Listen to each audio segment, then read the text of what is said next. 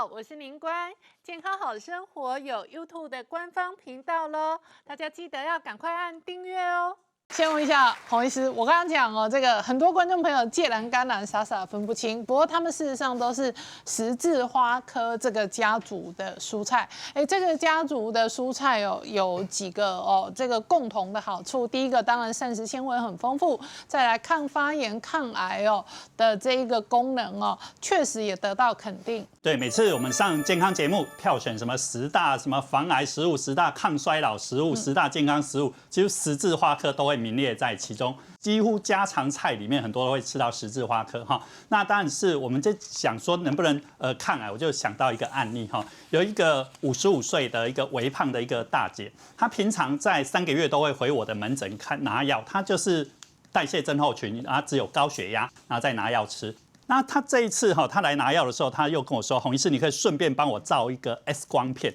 那我说：“为什么要照 X 光片？”他说：“他这一次哈感冒咳嗽，一咳就是半年，一直都没好。”我心里在想说，咳嗽其实很多时候咳嗽真的有一些过敏啊，或者一些轻微的气喘都会造成一个慢性咳哈。他后来是讲了一件事，让我觉得说我可能要把他转到胸腔了。他说他的爸爸事实上也是因为肺腺癌过世了哈，有家族史，有家族史的一定要特别小心哈。那我就在想说，如果帮他照 X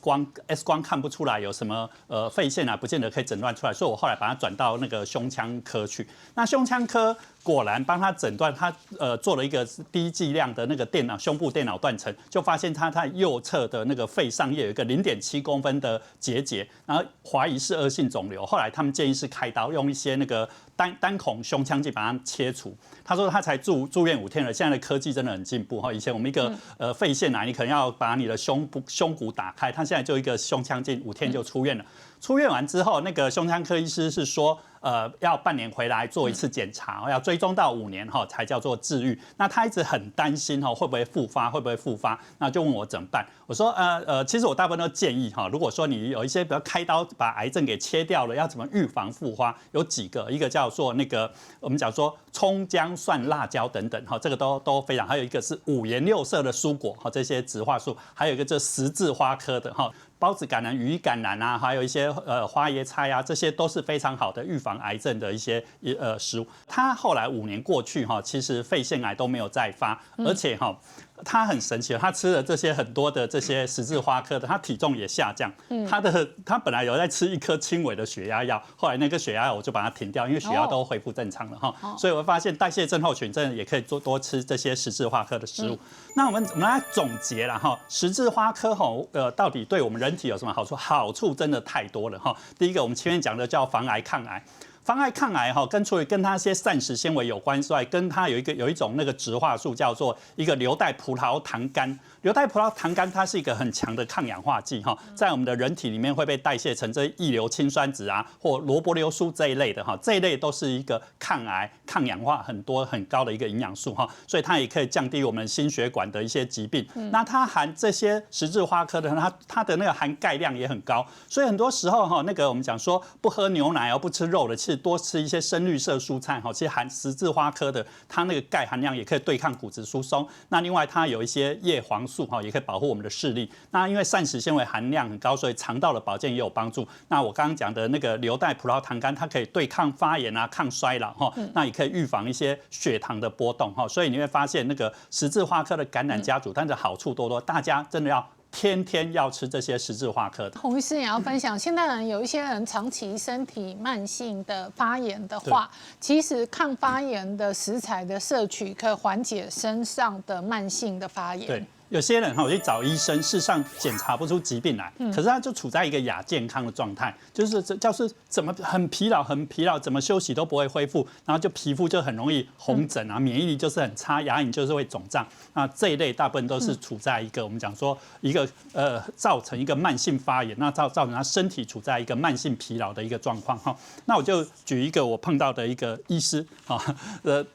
有一个30岁的住院医师哈，那他最近哈因为生了第2个小孩，那医院那个工作压力又很大，又在准备那个内科专科的考试。他说他最近很容易感冒，经常感冒。那他感冒了，他自己就会去医院自己拿药吃。可是这一次感冒之后，他发现他身体出现一个变化，那个疲劳感哈，你知道他感冒的时候就是疲劳。可是他这感冒明明好了，他的疲劳感就是不会消失，就是很累很累，他怎么睡觉就是很累很累，他觉得他身体一定出现问题，因为他自己是医师嘛，他抽血验尿超音波都做了，都正常，那他也不知道怎么办哈，他来找我，我说你这个应该不是疾病，应该就是我讲那种亚健康状态，应该身体你处在高压状态之后造成一个慢性发炎，那个已经趋近那叫慢性疲劳症候群哈，这种有时候会身体微微发烧、口干舌燥，那有时候淋巴腺还会肿大，然后全身酸痛。这一类哈，一定要把你的那个诱发的因子给去除掉。那它主要的诱发因子当然是高压，那它不可能不考专科医师，不可能小孩已经生出来了。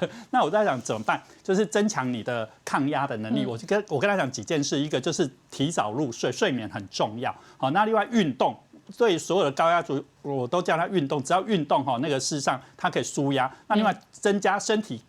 抗压的能力，它抗压就是抗发炎哈。那抗发炎可以多摄取一些五颜六色的蔬果，还有今天的十字花科哈、芥蓝、甘蓝啊、高丽菜、花椰菜这一类的哈。事实上，它是一个非常强的一个抗氧化剂哈。然后另外就是要随时要一些静坐冥想啊、泡热水等等，这些都可以哈。那经过了自己的慢慢调整，它在1个月，它那些症状就改善了哈。我给大家看一个我们现代人为什么这么多的压力，这么多的一些慢性发炎。其实压力只是其中一种哈，这本来大家都处在一个高压的状态。另外一个饮食啦哈，精致饮食，还有一些烧烤啊、一些烟熏啊，还有一些淀粉类的食物哈、饮料这些都是哈，还有一些环境污染。我刚刚不是说你要对抗慢性疲劳，你要去跑步啊？可是如果说空气污染的时候，就不要出去喽。空气污染那 PM2.5会造成发炎哈。还有一个增加抗发炎能力，就是要多摄取我刚刚讲那些五颜六色的蔬果哈、十字花科的等等这些哈。那希望大家打造一个抗发炎的体质。洪医师也要提醒大家，刚刚师傅分享的甘蓝跟芥蓝都是蔬菜里头含钙质比较高的。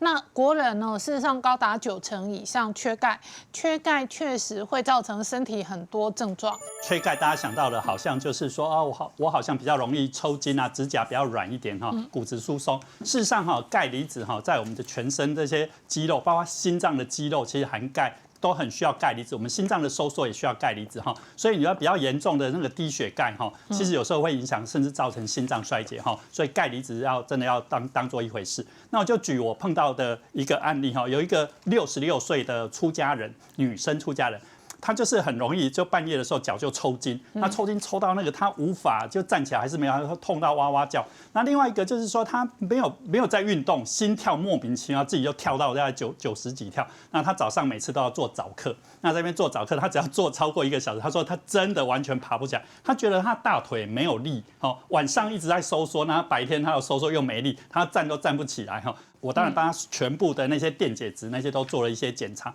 结果后来发现他的钙特别低哈，他的正常钙大概8.5到10.5，他还只有7.8左右。那这